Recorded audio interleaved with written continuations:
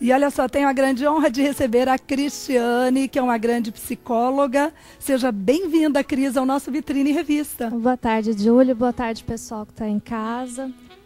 Aliás, falar de um problema muito sério que atinge aí muita gente, não é, Cris? Com certeza. Problema muito sério e que por desconhecimento da população acaba passando batido, né? São muito importantes essas informações que vamos dar aqui hoje. Sabe, Cris, a Patrícia Chiozzi, que é jornalista aqui da casa, ela fez um VT mostrando alguns índices do mal de Alzheimer. Vamos ver essa matéria? Sim, vamos sim, Júlio. Então é com você, Pat Chiozzi.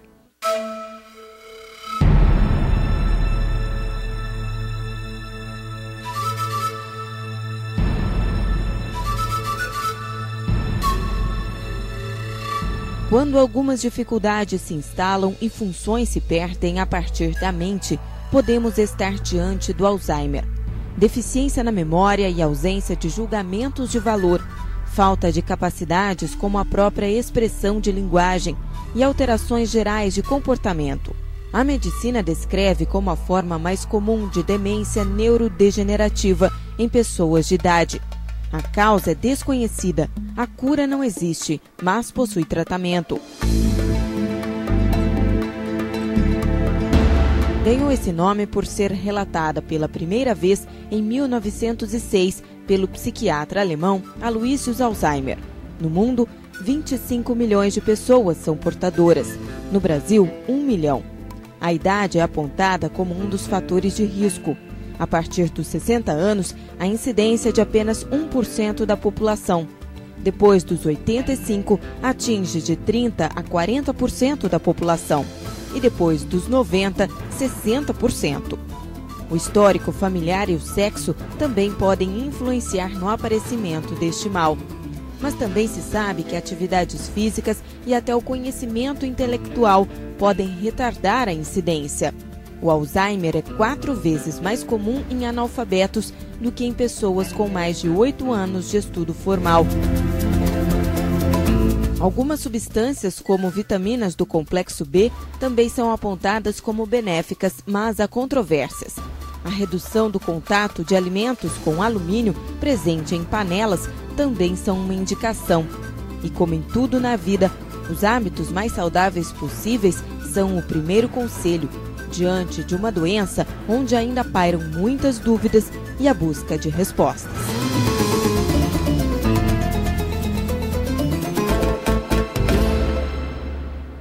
Bom, e a Patrícia Chiozzi fala com muita propriedade, né? A busca de respostas para o Alzheimer. Não é mesmo, Cris?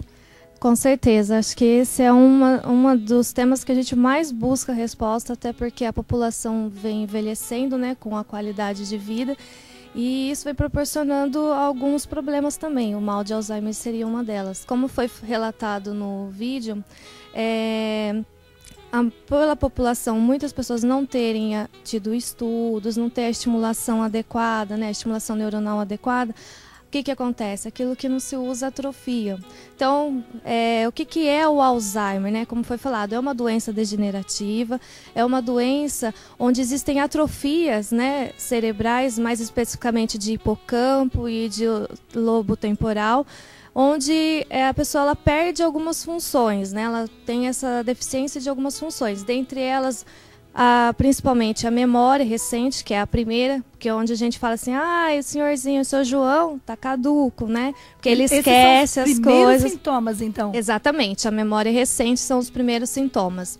Depois vem a linguagem, a atenção, concentração, a questão da localização, a pessoa se perde, né? Então essas funções elas ficam prejudicadas. Então o Alzheimer é ao contrário daquilo que as pessoas acreditam, que é só a memória recente, não, ela começa com a memória recente, né, que é onde a gente fala que o paciente ele está no estágio, no CCL, que é um comprometimento cognitivo leve, e ele vai evoluindo. O Alzheimer ele tem 3 etapas, o leve, o moderado e o grave. Quando o paciente já chega no grave, ele já não sai mais da cama, não sai mais de casa, precisa de ajuda para tudo, porque ele realmente perde a autonomia. Certo, olha só, Cris, nós fomos às ruas, sim. A população tem muitas dúvidas também. Sim. Vamos lá comigo, vamos ouvir? Vamos sim, com certeza. Vitrine nas ruas.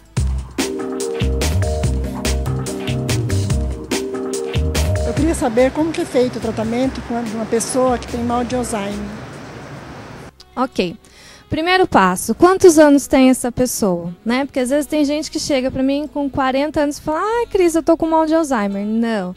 Mal de Alzheimer é a partir dos 70 anos. Só que a partir dos 60 você começa a verificar alguns sintomas, esses que eu falei anteriormente.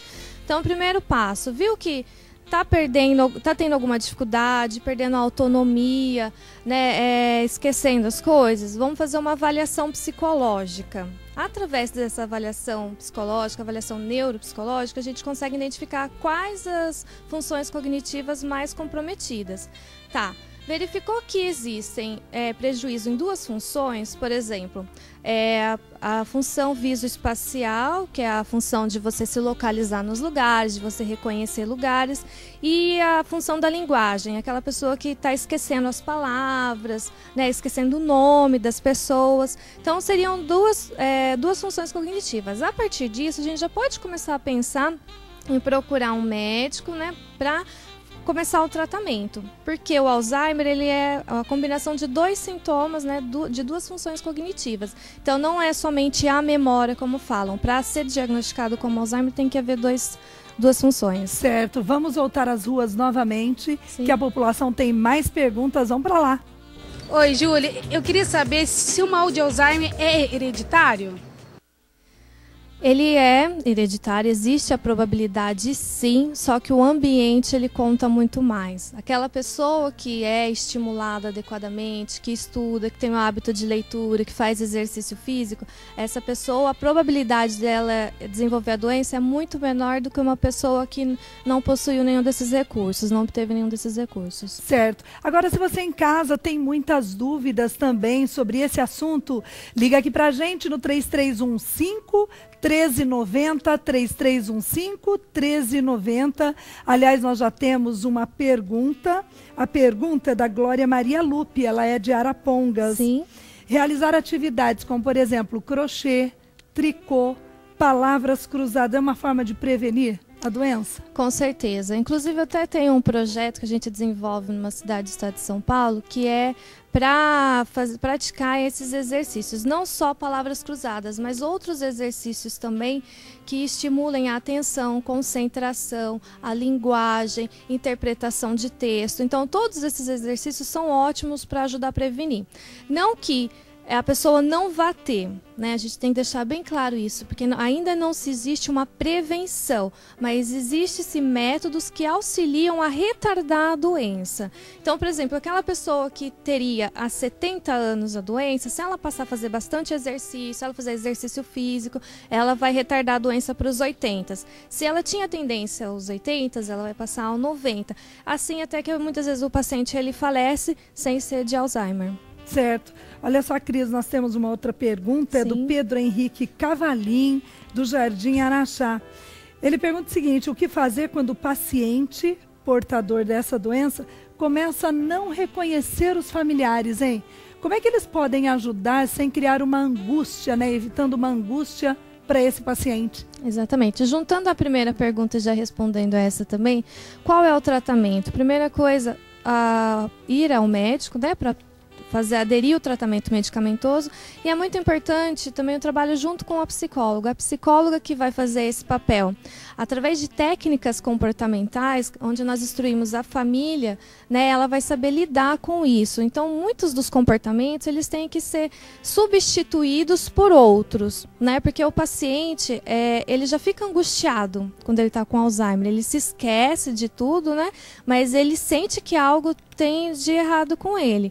Então ele já se sente muito angustiado. Então a gente tem que fazer de tudo para amenizar esse sofrimento. E com o tratamento psicológico, a psicóloga vai passar técnicas comportamentais para poder amenizar e facilitar também o dia a dia do paciente. Agora a pergunta da Rafaela, do Jardim Ideal. Muito obrigada, Rafaela, também pela sua ligação, pelo seu carinho aqui com a gente, viu?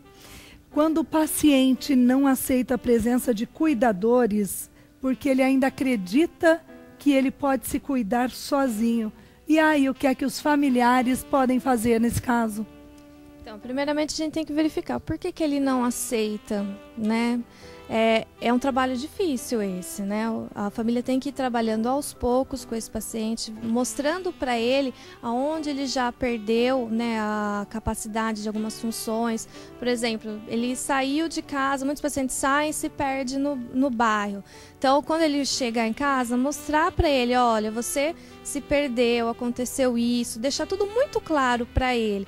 E mostrando para ele aos poucos a necessidade que ele tem de aderir a um cuidador, né, de manter por perto um cuidador, mas sempre falando a verdade para o paciente, de forma, né, tranquila, mostrando os porquês. É que nem na educação de uma criança, mostrando os porquês, mas tem que insistir até ele perder nessa resistência. Agora, Cristiane, você tem vários casos, você é psicóloga, especialista nesse assunto, tem vários casos que você trata. Como é que a psicologia trata do mal de Alzheimer, hein? Primeiramente, orientação aos familiares, né? Porque hoje a gente denomina de mal de Alzheimer. Antigamente o pessoal chamava de caduquice, né? Ah, o idoso está caduco. Então, primeiramente, orientando a família. Por quê? Com o mal de Alzheimer, as pessoas acreditam que o idoso ele só perde a memória recente, não é? Então, como eu falei, ele vai perdendo várias funções cognitivas e a personalidade dele vai se alterando. Então, ele fica agressivo, ele fica depressivo, várias coisas vão acontecendo sem ele se tomar conta. E muitas vezes a família, por falta de informação, não compreende o que está acontecendo. Então, acha que aquele senhorzinho, ele tá chato porque faz parte da personalidade dele, ou porque é birra, né? E não dá o tratamento adequado, né? O valor adequado ao tratamento. Então, encaminhar para a psicóloga, para quê? Para a gente fazer essa orientação aos familiares do que vai mudar, porque existe toda uma mudança no dia a dia daquele paciente e dos familiares do paciente, né? Então, a gente faz essa orientação e sempre fazendo avaliação psicológica. Para que essa avaliação? Existem algumas funções que, quando prejudicadas, ainda não são detectadas na ressonância magnética. Então, através da avaliação neuropsicológica, a gente avalia o que está sendo prejudicado e orienta a família em como proceder com essa parte que foi prejudicada. Por exemplo, com a atenção, com a concentração, está prejudicada, então a gente substitui comportamentos. Certo. Olha só, Cris, nós temos dezenas de telespectadores também ligando aqui, fazendo perguntas para você. Eu gostaria que você voltasse numa próxima oportunidade também para nós podermos aí atender a esses telespectadores. Tá ótimo. Tá bom? Tá obrigada ótimo. Eu que pela sua agradeço, presença imagina. aqui sempre no Vitrine Revista. Muito obrigada.